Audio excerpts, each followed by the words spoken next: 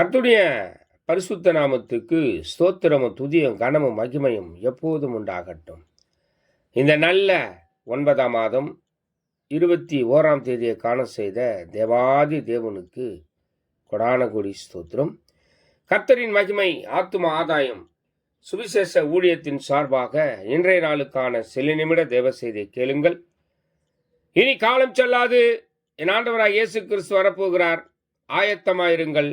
அநேகரை ஆயத்தப்படுத்தி ஆண்டவர் பக்கமாய் திருப்புங்கள். பக்கத்துணையாய் கர்த்தர் எப்போதும் உங்களுடனே கூடவே இருப்பார். விசேஷமாக சங்கீதம் 34ஆம் சங்கீதம் 7ஆம் வசனம் சொல்லுகிறது, கர்த்தருடைய தூதன் அவர்களுக்கு பயந்தவர்களை சூழ பாளையம் இறங்கி அவர்களை விடுவிக்கிறார் என்று சொல்லி எழுதியிருக்கிறது. பிரியமான தேவ ஜனமே, கர்த்தருக்கு பயப்படுகிற தேவ ஜனமே, கர்த்தர் இந்த நாளில் எல்லா பிரச்சனையும் எல்லா போராட்டத்தையும் உங்களிலிருந்து விடுவித்து உங்களை காக்க அவர் வல்லவராயிருக்கிறார். கர்த்தருக்கு பயந்தவர்கள் அவரை துதிப்பார்கள். கர்த்தருக்கு பயந்தவர்கள் அவரை ஆராதிப்பார்கள். கர்த்தருக்கு பயந்தவர்கள் அவரை அண்டிக் கொள்வார்கள். ஆக அவருக்கு பயந்து அவருக்கு செவி கொடுக்கிற நீங்கள் பாக்கியவான்கள். எல்லா பிரச்சனையும் போராட்டத்திலிருந்து இன்று உங்களுக்கு விடுதலை தருகிறார். கர்த்தர் தாமே உங்களுடனே கூட இருப்பார். God bless you. God bless you. Amen.